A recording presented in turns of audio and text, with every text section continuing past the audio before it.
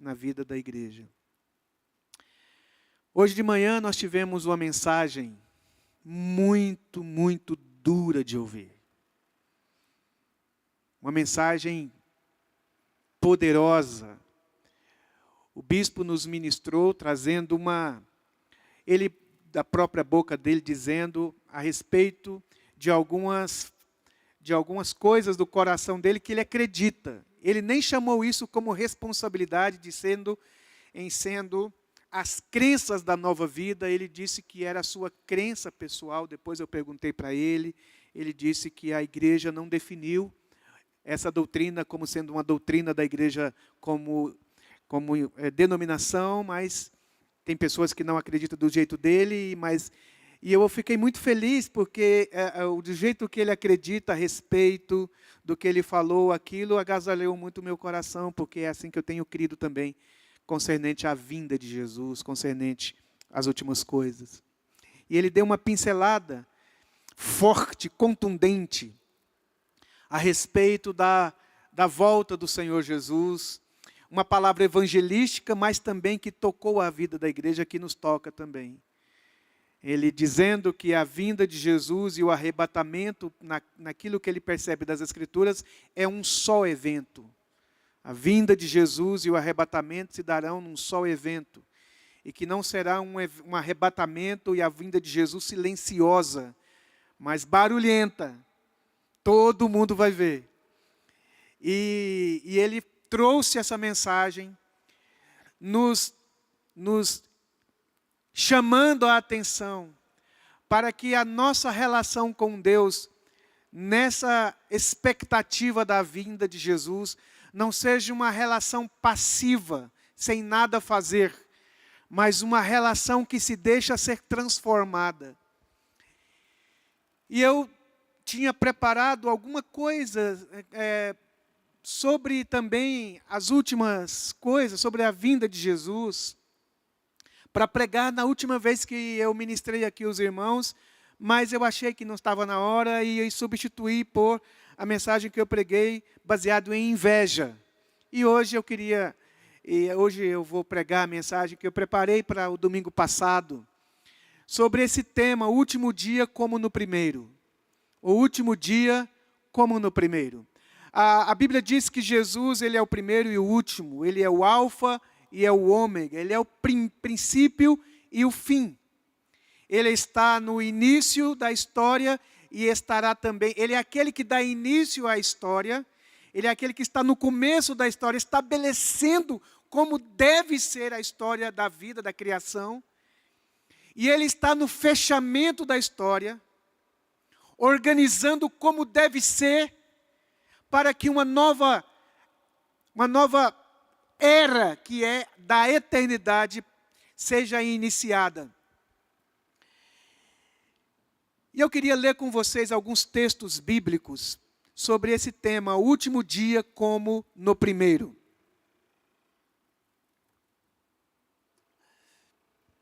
Eu estava pensando que existe uma correlação entre o primeiro dia da criação e o último dia do Senhor, chamado como o dia do juízo final. Eu queria ler alguns textos com você. Quero começar com Gênesis capítulo 1, do versículo 1 até o versículo 5. Gênesis, no capítulo 1, do versículo 1 até o 5, diz assim: No princípio, criou Deus os céus e a terra. A terra, porém, estava sem forma e vazia, havia trevas sobre a face do abismo, e o Espírito de Deus pairava sobre as águas. Disse Deus: haja luz, e houve luz. E viu Deus que a luz era boa, e fez separação entre a luz e as trevas. Chamou Deus a luz dia, e as trevas noite. Houve tarde e manhã, o primeiro dia. Agora, Mateus, capítulo 25, a partir do versículo 31. Mateus, capítulo 25, do versículo 31, diz assim: Quando vier o Filho do Homem na sua majestade, e todos os anjos com ele, então se assentará no trono da sua glória, e todas as nações serão reunidas em sua presença, E ele separará uns dos outros, como o pastor separa dos cabritos as ovelhas. E porá as ovelhas à sua direita, mas os cabritos à sua esquerda. Então dirá o rei aos que estiverem à sua direita: vinde, benditos de meu Pai, entrai na posse do reino que vos está preparado desde a fundação do mundo. Porque tive fome e me deste de comer, tive sede e me deste de beber, era forasteiro e me hospedastes, estava nu e me visitastes, enfermo e me... É isso? Estava nu e me vestistes, enfermo e me visitastes, preso e fostes me ver. Vamos ler agora, vocês conhecem bem essa passagem, não vou ler toda, ela é bem grande. Mateus 7, 21 agora. Mateus 7, 21 diz assim: nem todos os que me dizem, Senhor, Senhor, entrará no reino dos céus, mas aquele que faz a vontade de meu Pai que estás nos céus. Muitos naquele dia hão de dizer-me, Senhor, Senhor, porventura não temos nós profetizado em teu nome, e em teu nome não expelimos demônios, e em teu nome não fizemos muitos milagres? Então lhes direi explicitamente, nunca vos conheci, apartai-vos de mim, os que praticais a iniquidade. Ponto 1 da minha palavra, são 4 pontos para você saber qual é a hora que está terminando. Ponto 1 da minha palavra é: existe uma correlação entre o primeiro e o último dia. Existe uma correlação, se você prestar atenção, como será o último dia, será um dia de juízo, e como será o primeiro dia. O primeiro dia da criação, eu coloquei aí que existem pelo menos três aspectos que ligam esses 2 dias. 3 aspectos pelo menos, pode haver mais, mas pelo menos 3 aspectos, que o primeiro dia está muito ligado ao que acontece no último dia. Nós lemos no texto de Gênesis que havia escuridão, havia uma ação do Espírito de Deus na escuridão para que deixe de ter a escuridão, ou para que a escuridão seja definida como escuridão, e que a luz seja clara para as pessoas. Então ele faz uma separação entre luz e trevas, entre noite e dia. Este é o aspecto do primeiro dia. Deus lida com a escuridão, ele separa a luz das trevas, e esta ação de separação da luz das trevas precisa ficar bem claro para que tudo mais aconteça nos outros dias, nos outros 6 dias. Deus começa estabelecendo onde cada coisa precisa estar. Ele precisa definir para a sua criação aquilo que é definido nele. Ele é luz e nele não há trevas. Então ele deixa claro sobre o que é trevas, para que nós reconheçamos na própria criação que existe escuridão e existe luz. E que luz e escuridão não são as mesmas coisas, não coabitam, não podem viver no mesmo lugar. Elas precisam ficar nítidas para todo mundo. Quando é que uma coisa começa, quando é que uma coisa termina, quando é que algo está imperando ali. A gente sabe quando é noite, a gente sabe quando é dia, nós temos nitidez de uma coisa da outra. Precisa ficar evidenciado, e ele começa isso no primeiro dia, fazendo separação. Esse é o primeiro aspecto que a gente vê, que tanto no primeiro dia, como no último dia, nós vamos enxergar também, e eu já vou para o ponto 2, está rápido, né, a palavra, né? Já estou no ponto 2. O ponto 2 é que ambos os dias, Deus teve que fazer interferência, né? Ambos os dias, Deus interferiu em sua criação, deixando nítido que luz e trevas não devem misturar. Luz e trevas não devem misturar. E você percebe que no fim dos tempos, no último dia, Deus também vai fazer essa separação. Ele vai separar o joio do trigo, ele vai separar as ovelhas dos bodes, ele vai deixar claro o discipulado que realmente ele reconhece, o grupo de discípulos que ele reconhece como sendo seus discípulos, e chama esses discípulos para o seu reino, para as suas delícias, para a herança que lhes estava preparado.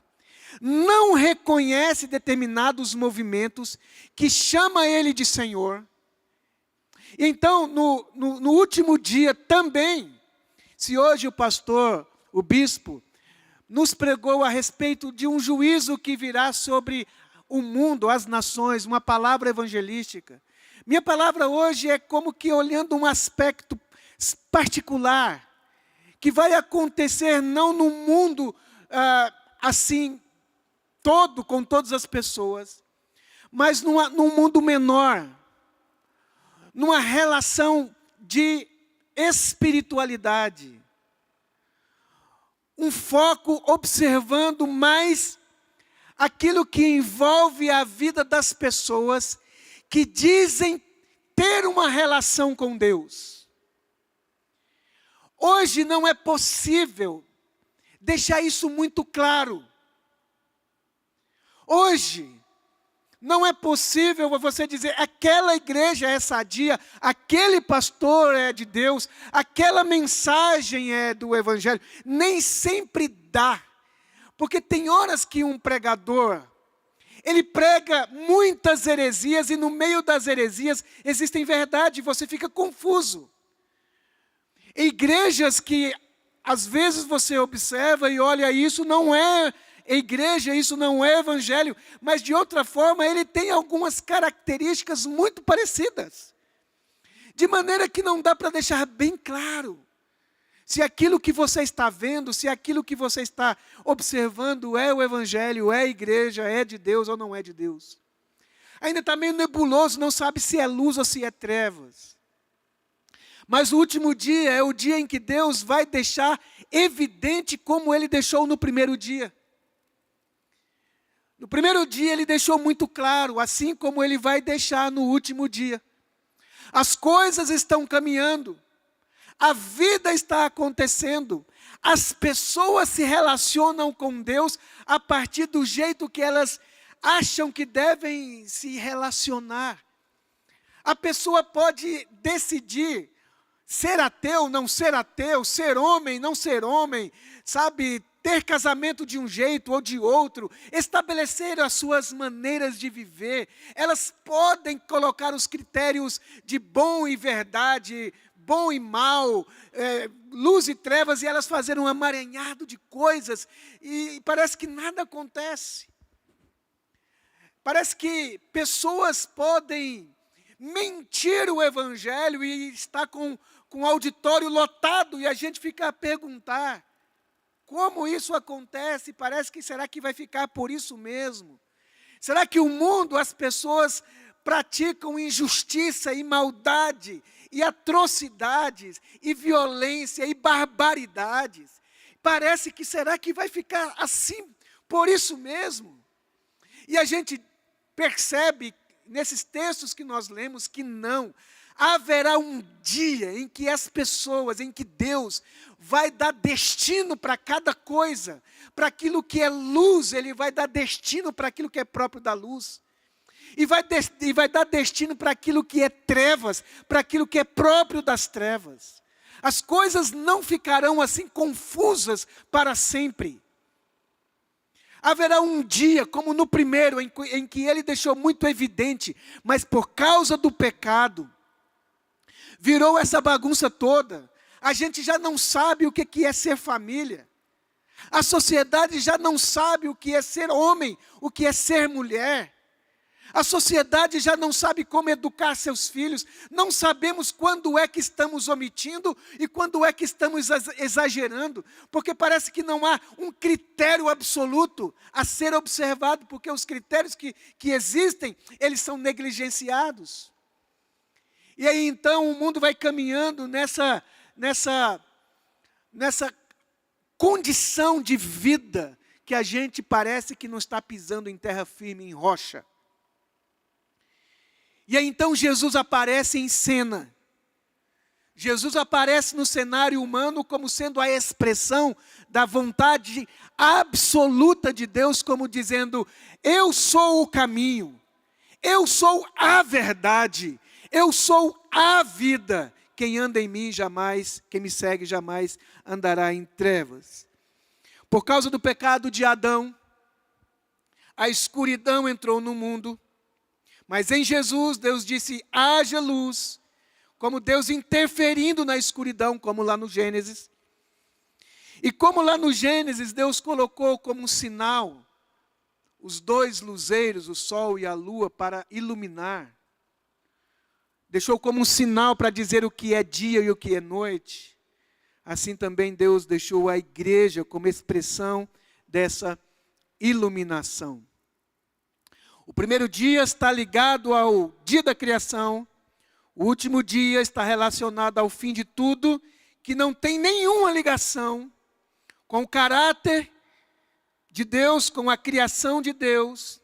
O dia em que a luz dará fim à escuridão, de uma vez para sempre. Queria que que os irmãos colocassem, por favor, aí, não está no meu esboço, Daniel capítulo 7, versículo 9. Continuei olhando até que foram postos uns tronos, e o ancião de dias se assentou. Sua veste era branca, como a neve, e os seus cabelos, e os cabelos da cabeça como a pura lã. O seu trono era de chamas de fogo, as suas rodas eram fogo ardente.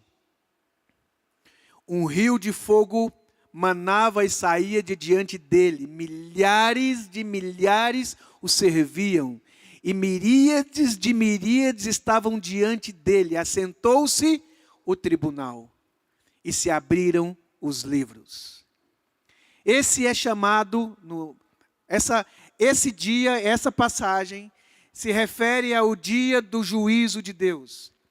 O dia em que Deus se sentará no trono, o dia em que Ele dará ordem ao arcanjo com sua voz de trombeta, e Ele aparecerá nas nuvens com poder e grande glória. Imagina, irmãos, trombeta, miríades e miríades de anjos, milhares, incontáveis, rasgando este céu, e gente saindo do sepulcro. Você já imaginou uma coisa dessa? Essa cena absurda, gloriosa.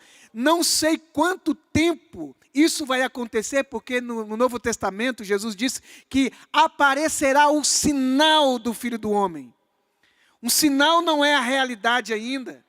É como se as coisas começassem a acontecer de maneira, sabe, como uma atrás da outra, céu se abrindo, os elementos do espaço sendo abalados, o céu inflamado em fogo, as estrelas caindo, e anjos aparecendo, e os mortos ressuscitando, como ele disse para Lázaro: vem para fora, e ele chegando nas nuvens e dizendo: vem, e milhares e milhões de pessoas ao mesmo tempo, em todos os lugares, ressuscitando dentre os mortos e subindo, e as nações vendo tudo isso. Não sei quanto tempo isso vai durar, não sei quanto período, porque a Bíblia diz que Ele vai reunir as nações. No livro do Apocalipse diz que os governos dos homens, os grandes e os poderosos, vão se esconder nas cavernas, nos montes, pedindo para que aquilo caia sobre elas, para esconderem elas do rosto do Filho de Deus. Parece que as coisas vão vindo acontecendo, e o mundo vai tomando conta daquilo, vai percebendo aquilo, mas diz que Ele vai reunir as nações. Ele vai reunir as pessoas e vão deixar claro para as pessoas o que foram feito da vida, das decisões que elas tiveram que tomaram, e cada uma delas serão julgadas, uma após outras, por aquilo que fizeram ou deixaram de fazer. Mas antes que isso aconteça, a Escritura chama esse dia de o grande dia do Senhor. Mas antes que isso aconteça, Deus deixou um referencial, um sinal de misericórdia, um sinal de escape, que é os seus próprios discípulos, a sua própria igreja. E eu vou para o ponto 3. Assim como Deus deixou astros no céu para fazer separação entre dia e noite, assim também Deus colocou a igreja como sendo essa luz. A igreja de Jesus, os discípulos de Jesus. Não, claro, nós não estamos falando aqui de nenhum tipo de, nenhuma denominação, nenhum segmento religioso. Mas a igreja de Jesus, os discípulos de Jesus. Mateus capítulo 5, a partir do versículo 14, Jesus disse assim: Vós sois a luz do mundo. Uma cidade edificada sobre um monte não pode ser escondida. Igualmente, não se acende uma candeia para colocá-la debaixo de um cesto. Ao contrário, coloca-se no velador, e assim ilumina todos os que estão na casa. Assim deixai a vossa luz resplandecer diante dos homens, para que eles vejam as vossas boas obras e glorifiquem a vosso Pai que estás no céu. Marcos capítulo 4, versículo 21.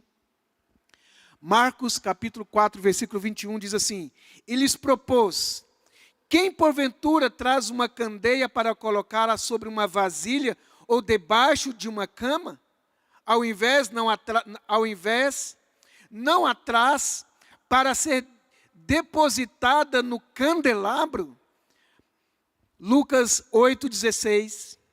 Não há ninguém que depois de acender uma candeia, a esconda debaixo de um jarro ou coloca sobre a cama.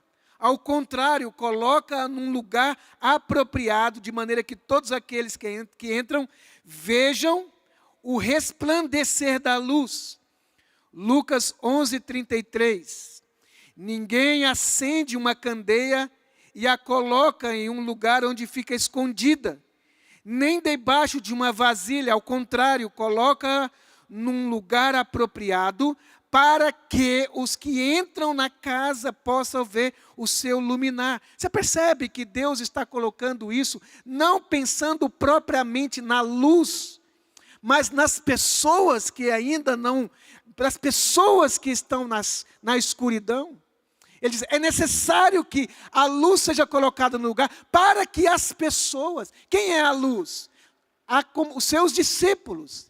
Para que essa luz? Para que as pessoas percebam, para que as pessoas discernam onde elas estão, para que as pessoas discernam a sua situação, para que elas tenham condição de enxergar a si mesmo, enxergar o ambiente, para que elas tenham um norte. Ele fala de uma cidade edificada, em comparação a Roma. Ele diz, não, a cidade iluminada não é Roma, a cidade iluminada são vocês. Vocês precisam ser o tipo de gente exemplo.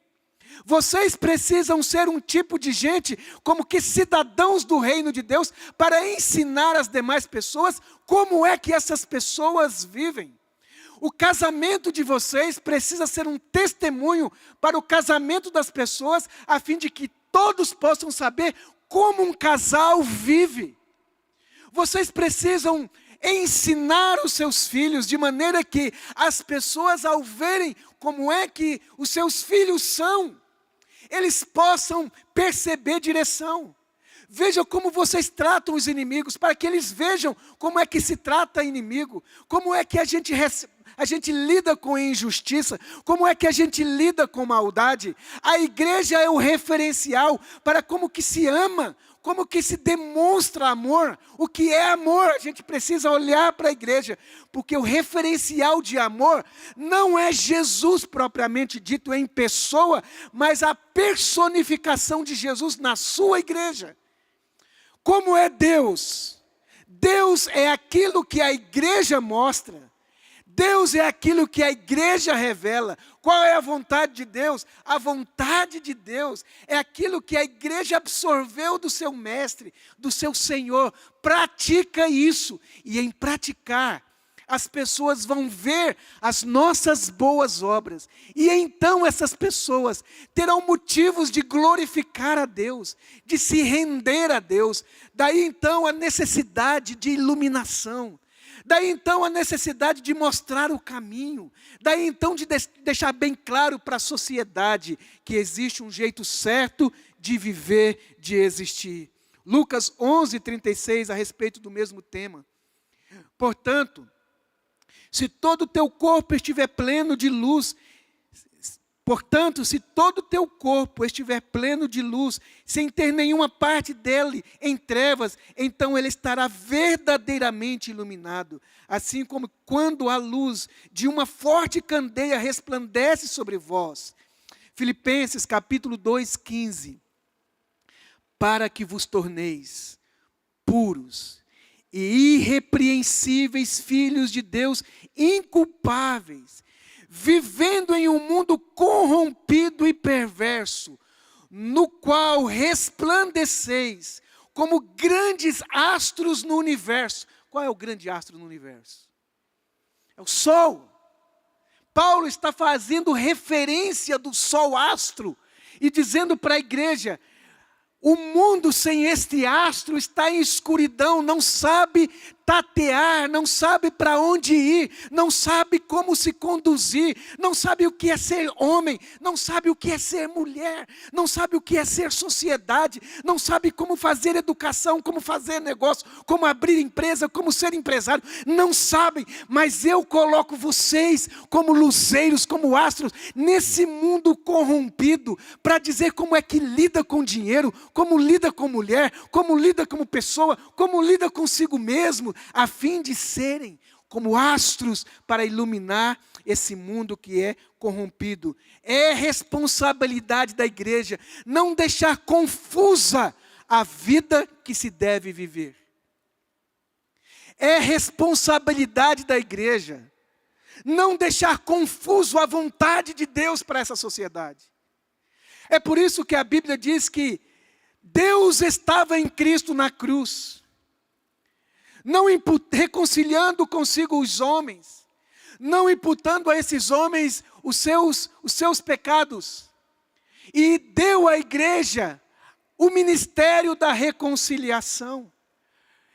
Por isso nós mesmos somos os representantes, as testemunhas, as pessoas que falam em nome de Deus com a sua própria vida. Então a igreja não pode de maneira nenhuma se tornar um sal insípido. A igreja não pode de maneira nenhuma negociar a sua iluminação, a sua luz, a sua mensagem, o seu estilo de vida, os seus valores. A igreja não pode negociar com a sociedade a custo da sua própria vida, dos seus próprios do seu próprio conforto, a mensagem. Por quê? Porque é a única esperança desse mundo, antes de se encontrar com o juízo de Deus, receber direção.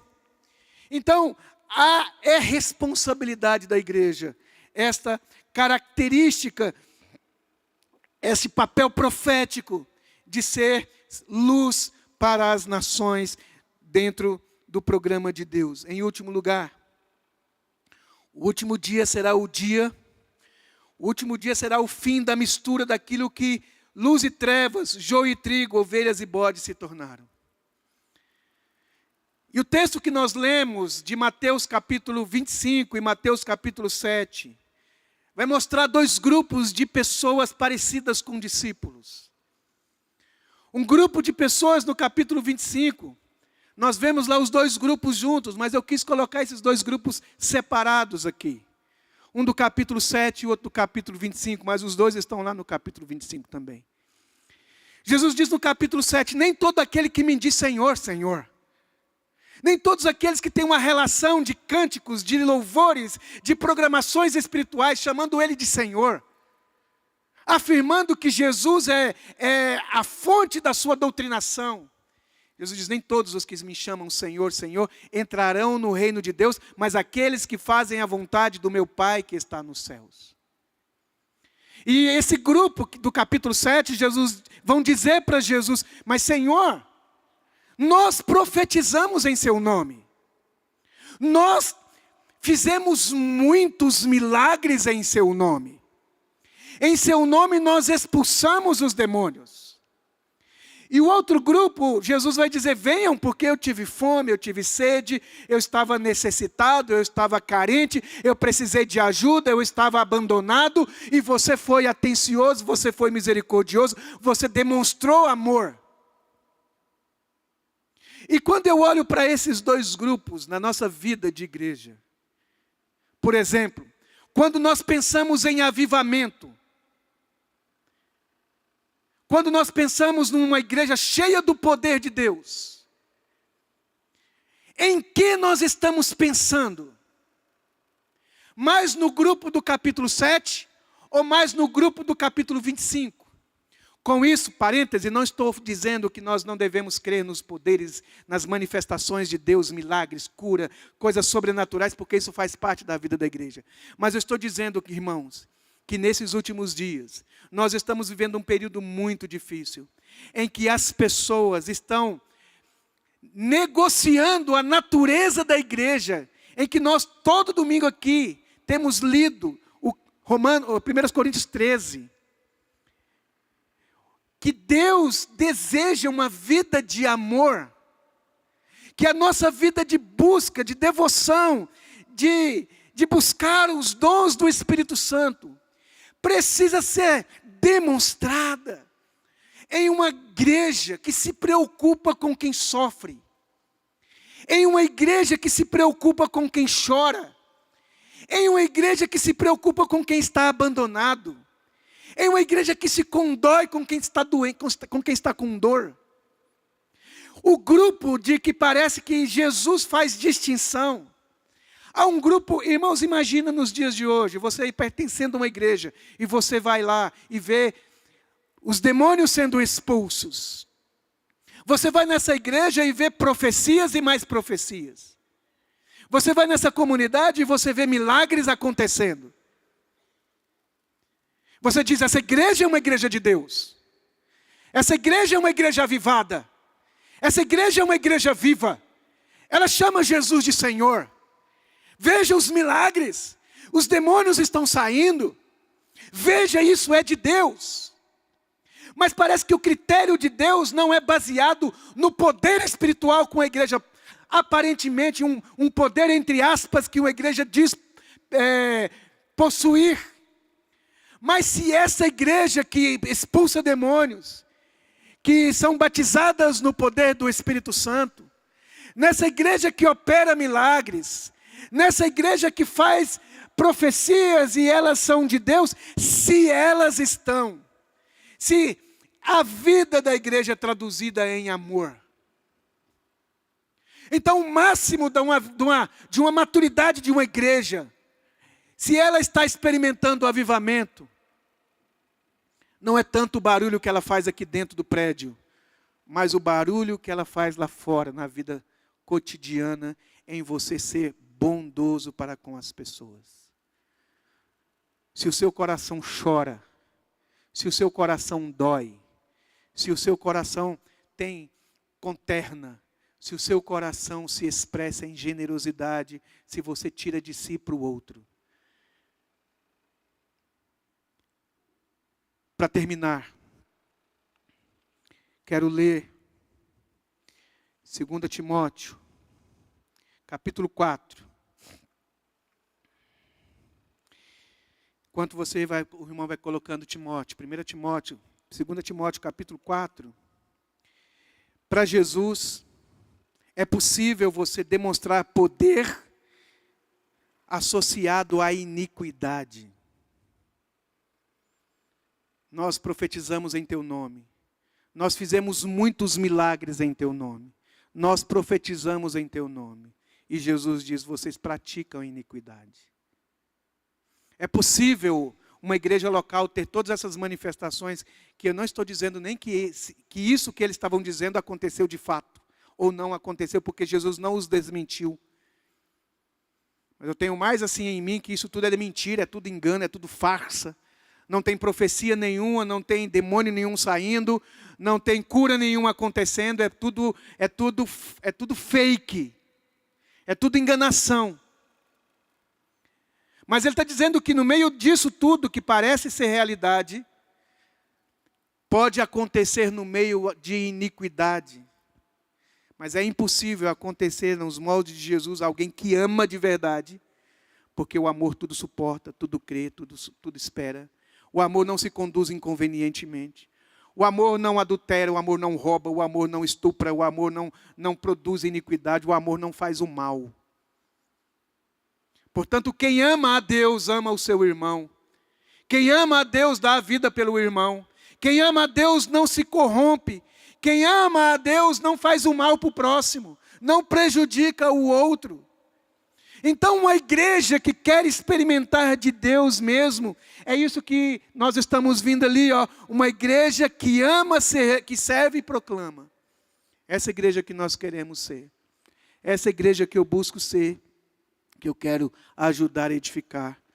Uma igreja que quando Jesus perguntar, eu tive fome, a gente vai dizer, quando que aconteceu isso?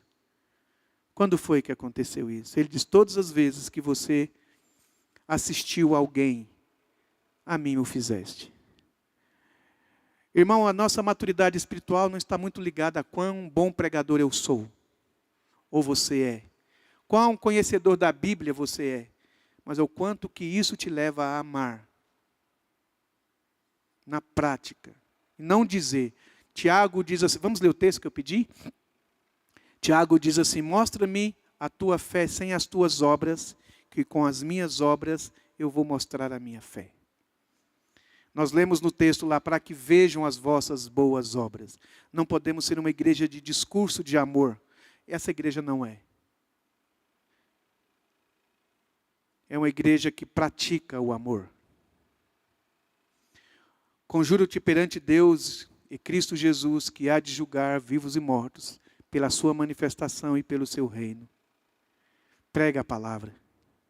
Insta. Quer seja oportuno. Quer não.